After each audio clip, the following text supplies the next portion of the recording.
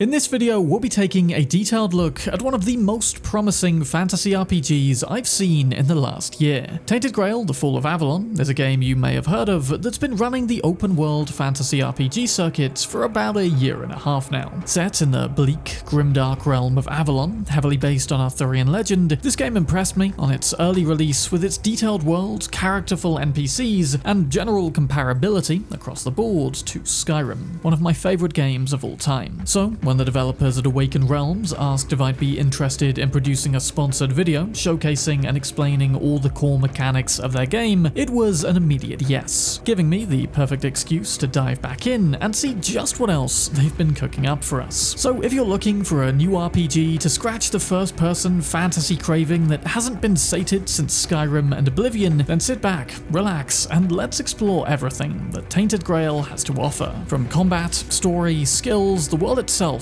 and a whole lot more. So, as I said, Tainted Grail is based in a grimdark world of Arthurian legend, a very bleak, often hopeless setting where the once great empire of King Arthur is now crumbling into ruins, slowly sinking into the all-consuming weirdness, a corrupting, mutation-inducing mist that's a huge looming threat of the game, particularly during nighttime, and the land's people now struggle ever more to scrape by, especially in the regions far from the capital of Camelot. And we, starting off as a prisoner, soon become wrapped up in a plot involving the return of King Arthur, as well as a whole lot more side quests and exploration. The game has been in early access for about a year and a half now, currently available publicly in its 0.7 patch, with the plan being to release patch 0.9 in March and the full release of update 1.0 in Q2 of 2025, around May-June time. For the purposes of this video though, the devs have been kind enough to give me access to the beta testing version 0.8, granting a lot of exciting,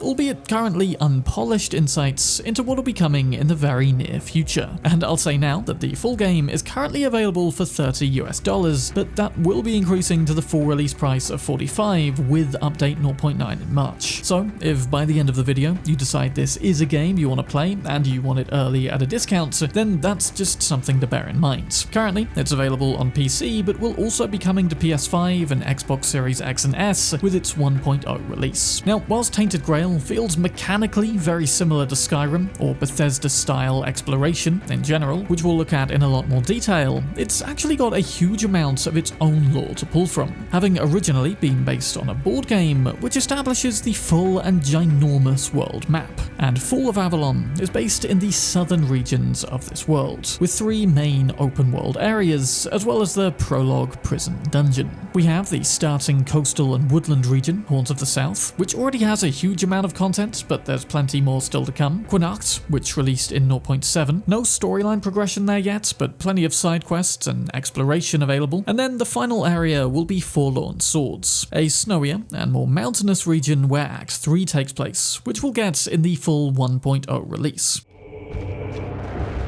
Before we can get to the all-exciting open-world stuff though, the game begins with about a 40-minute prologue, and this itself has been heavily reworked from the version I played about a year and a half ago. We still wake up as a prisoner, choose our class, and immediately get rescued by the Knight Caradoc, but then things take a slightly different approach. As we make our way out of the prison, we briefly find ourselves transported into the Weirdness, a sort of ethereal spirit region where now the story goes that we actually meet an aspect of King Arthur, who then becomes our passenger, accompanying us back to the physical realm, wherein he offers guidance in exchange for tracking down fragments of his once great power. After this, it's then a much more straightforward journey off the island, just with Caradoc now, no other NPCs, kicking us straight into their starting region in the Horns of the South.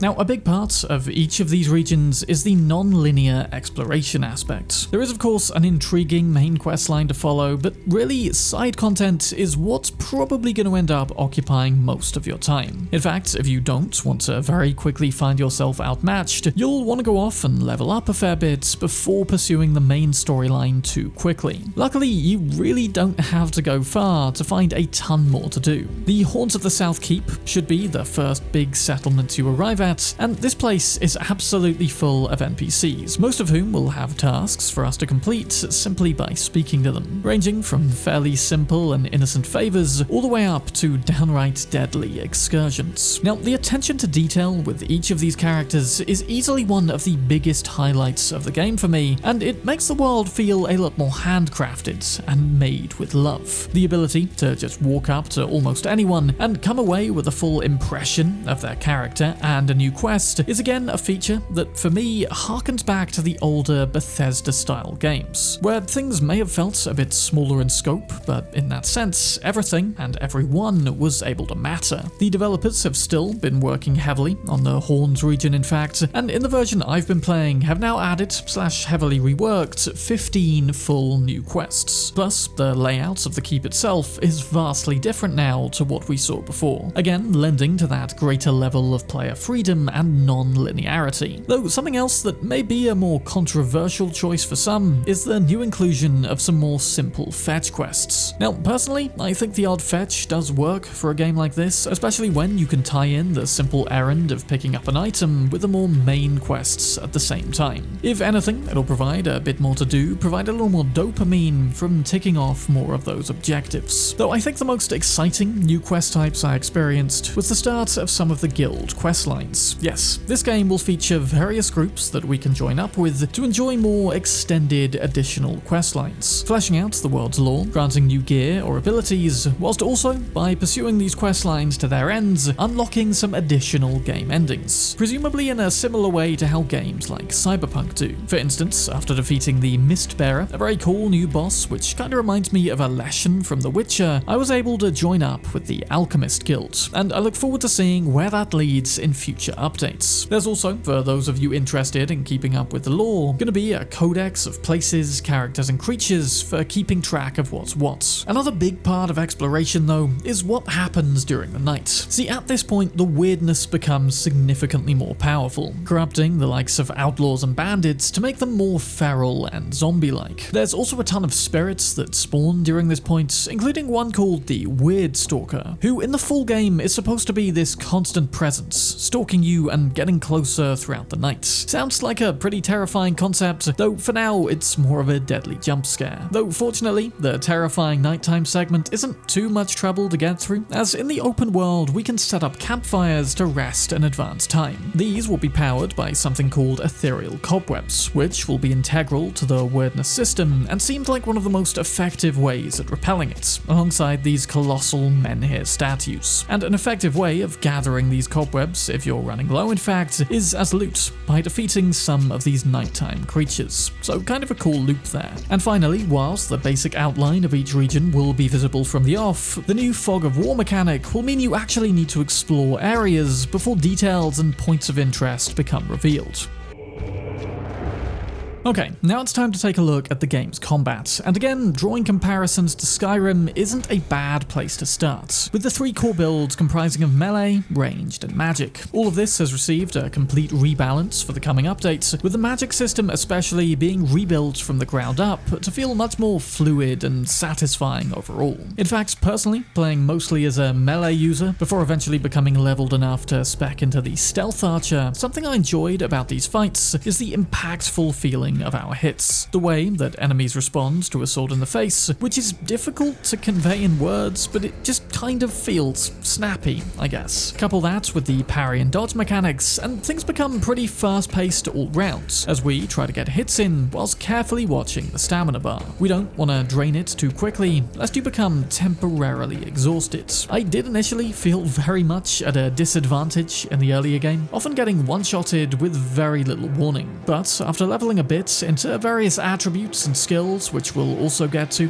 equipping a shield and decent armor, things felt a lot more balanced and fair, whilst still forcing you, the player, to have good timing, and not getting too greedy with attacks. In fact, it's probably closer in difficulty to Kingdom Come Deliverance rather than Skyrim. So looking first at melee combat, and we have a few different options for builds, namely the question of whether to wield a one- or two-handed weapon. Two-handed, of course, leaves little room to use anything else alongside, but can deliver far more powerful singular strikes. Though one-handed means we can also equip a spell or shield alongside. Or to be fair, just parrying with a solo one-handed weapon can also make for a fast-paced, if more daring melee build. And the skill tree also has several perks for unarmed attacks, so yes, you can be a bare-bones brawler. But moving on now to ranged, and most importantly, everyone's favourite build, the Stealth Archer. Something that will be possible to level your way up to with archery and sneak perks, but thankfully isn't immediately viable, and you'll probably need to fall back on some melee and spells first in order to get to this point. In fact, ranged combat in general has been nerfed in order to give the leveling system behind it a lot more weight and value. There's also a range of different bow types, from speedy short bows to slower, more stamina intensive, but also much more powerful great bows. Again, the earlier archery bows are specifically designed to reduce stamina consumption when using a bow, but speccing into just that initially will make you extremely glass cannony. Finally is the magic system, and one of the main things that the devs have been working on with this is allowing you to cast more spells during combat. They'll be less intensive on your mana bar overall, and also have light and heavy cast variants. And different spell types will also be particularly effective against specific enemies. For instance, attacking the Straw Father in the wheat fields of Quinax will destroy his straw coats and deal massive damage, leaving us now to fight a much more gruesome looking, literal bare-bones enemy. Now, for the purposes of showing you some more upcoming content of the game, the devs have also given me access to their gameplay test area, whereby we can spawn in different foes to face off against, whilst also testing many of the new weapons and spells. Originally, there was also summoning as part of the magic system as well, though that's been taken out for now, until they can resolve some issues with the AI. Fire and Ice are two of the classic core spell types here, but also excitingly is the opportunity to become a blood mage, with a number of life-draining spells which I found to be perfect for recouping the health lost here and there during any given fight. Spells also are great for applying status effects, which happens after we fill this little grey indicator with enough of that type of damage. Though these two have seen a rebalance, you're not instantly going to be able to apply burn to an enemy much more powerful than you, and it may take several quick succession hits to fully fill that effect meter. Effects like burn can also be applied to weapons via the use of relics, but we'll get to that in a later chapter. Now, personally, the classic sword and shield approach is actually my favourite way to play for the time being. It's very satisfying, I think, to time up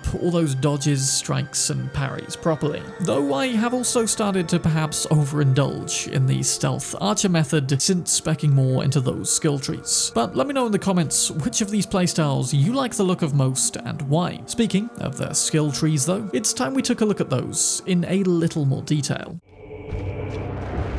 Fall of Avalon does of course have a pretty comprehensive, but also often familiar character development system. XP is gained by defeating enemies and completing quests, which in turn allows us to level up, unlocking more points for both attributes and perks, which we can buy up when resting at campfires that can be freely placed in the open world and stoked with ethereal cobwebs. Now, attributes are more influential on the 6 base stats, which we can spec into, with each point offering more basic stat boosts, which have actually been nerfed for this new update, and more noticeably unlocking higher level gear for us to use. Plenty of swords, bows, and spells are locked behind specific stat thresholds, so you'll have to plan your build carefully if you want to use certain gear and wear certain armor, with many of them demanding a certain number of skill points in more than just one attribute. Speaking of which, the attributes are Strength, which affects our melee damage, maximum stamina, and ability to use certain one- and two-handed weapons, Endurance, which affects our health, carrying capacity, stamina regen, and which armor we can equip, Dexterity, which namely affects bow use, but also attack speed and ability to be stealthy, Spirituality, which affects spell power and mana, it's mostly just for mages that one, then Perception, mostly just relates to critical hits and sneak attacks, whilst Practicality is a lot more about systems like crafting, but can help us deal additional damage to weak spots and aid with stamina and mana costs. All the attributes have been nerfed for now, offering more incremental skill boosts, but the devs will be reviewing that if it needs another rebalance. As well as basic attributes though, each of these 6 skills also have their own perk tree, which for the moment doesn't seem to depend on attributes at all. For instance, you don't need a specific level of strength attributes to buy up specific strength perks. Rather, you just have to unlock them sequentially, starting from the one here in the middle. Of course, this could enable you to create a build completely imbalanced in perks and attributes, so you are going to want to think carefully about the kind of hero you want to be before speccing down a certain build route. Maybe I'll do some specific build tutorials after 1.0. We'll see. As it stands, the skill trees for strength, endurance, and dexterity are all very self-contained and easily labeled, generally boosting specific skills in different segments like one-handed, shield, bows, and more. Now, the other 3 skill trees are a little more work in progress, but do tease some cool ways to play. For instance, the cheat death perk in Perception, which once every 2 minutes can, instead of causing death, turn us invisible and offer a window of escape. Very, very useful should you happen to get jumped. Finally, in addition to attributes and perks, we also have the very satisfying proficiencies, a much more passive leveling system whereby through simply using a certain skill, it will continue to gradually improve, just like, you know,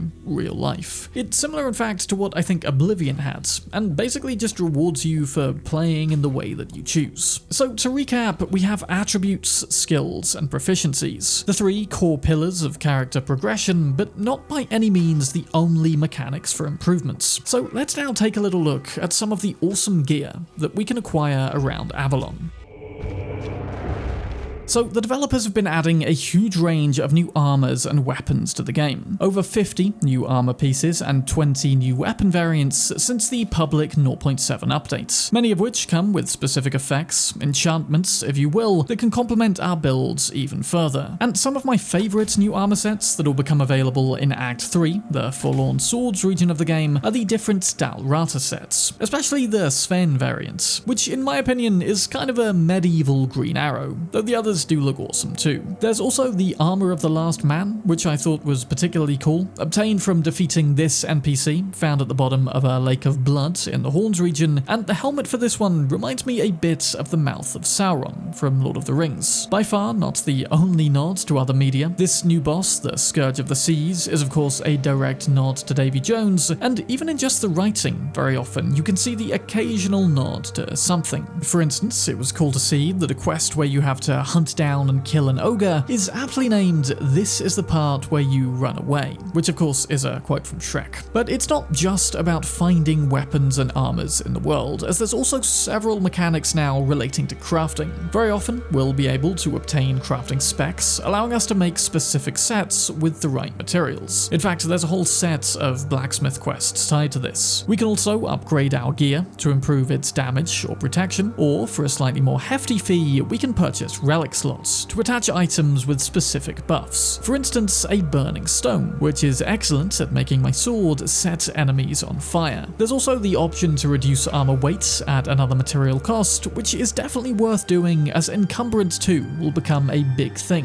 Not just in the Skyrim, you are carrying too much to be able to run kind of way, but also in the more Elden Ring style, where the amount of armor we actually have on will determine whether we have a light, medium, or heavy stance. So there's a lot to do when it comes to item crafting, but there's also alchemy tables and cooking stations too. Alchemy is fairly straightforward, turning ingredients into potions for which you have the recipe, whilst cooking can be a little more experimental, allowing you to mix various ingredients together, some of which come out as a nice health boosting surprise, though more often than not my combinations would wind up as undercooked slop. Now hopefully this gets expanded with new recipes, maybe the ability to cook multiple of the same ingredient in bulk for bigger buffs, as I had way more fun just combining random things in this menu than I ought to have done. There's also farming, that's coming to the game, a timed event whereby you plant seeds and they grow into things, though that's only available in the gameplay test area for now, and that, no doubt, will go right alongside the ability to own player homes. Now, there's nothing I love more in an open world game like this than a place to return to on the regular and hang up all our trophies and interesting things, like a real explorer. So I'm very excited to see where they go with that. But that's the state of crafting for now. Many systems in place already, with more to come. Now let's take a look at some of the weird,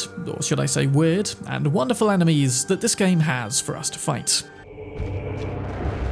Worlds like Tainted Grail are no doubt made by the things that live in them, the threats lurking out there that make up the set pieces, encouraging us to explore further. And, thanks to wordness and its mutational effects, there are a lot of strange creatures in this world. Bandits, wolves, bears, and undead are all very commonplace, but there's also more fantastical creatures like redcaps, grindylows, dryads, drowners, and a lot more. And again, we can enjoy the designs for some of the new ones in the gameplay test area for now. And I'm a particular fan of Melancholy. I love this rain cloud effect hanging over its head. Again, the Mistbearer is a boss fight they've rebuilt from scratch, and there's also in the Quinarcht region, Tibby, a stone golem type boss. I also stumbled into a terrifying cave in Quinarcht involving a Fey spirit, and the way that you progress through here, the stuff that you hear as you wander through, was pretty chilling. I don't want to spoil it any more than that. But let's just say a lot of the enemies in this game are designed to be specifically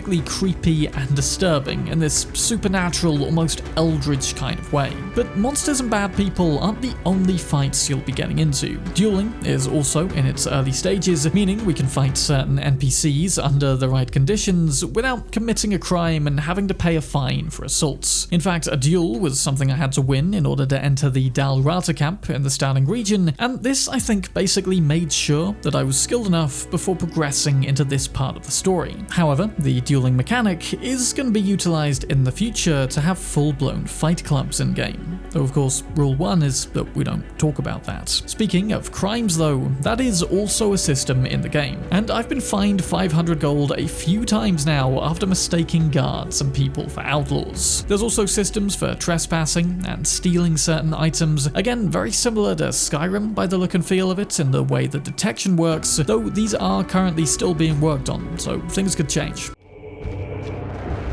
Now, this game has come a hell of a long way since I first played it. Everything from the sheer quantity of content, number of systems available, to even just how it generally runs. I remember it having a lot more FPS drops before, but now things actually feel very fluid, even for a beta testing version. Not perfect, there's still the odd flare-up, especially when it comes to heavy spell casting, or having a lot of enemies spawned in at once, but that is of course still being worked on, and should be even more polished before the release of 1.0. Still to come, there is going to be romance in the game. I did start a questline with one NPC whom it'll eventually be possible to romance. It's not quite reached that point yet, but I can see through the earlier dialogue and story beats how it's gonna probably get there, more or less. It's also got its own unique medieval style photo mode, whereby you can purchase a sketchbook and then reproduce in sketch form the image of whatever you're looking at. It's a very unique idea. I do like how it still works within the context of the game. As a content creator, I am probably in the minority of people who do use standard photo modes pretty regularly for crafting thumbnails, but there we go. They're going for a more stylized angle here, and I definitely respect it. The UI of the game is also being recolored to be a lot more colorblind friendly, and they are focusing on ensuring more accessibility features before the full release as well. So overall, there's a lot to look forward to from Tainted Grail in the coming months. For me, I think it fills this gap that's been left by the older Bethesda-style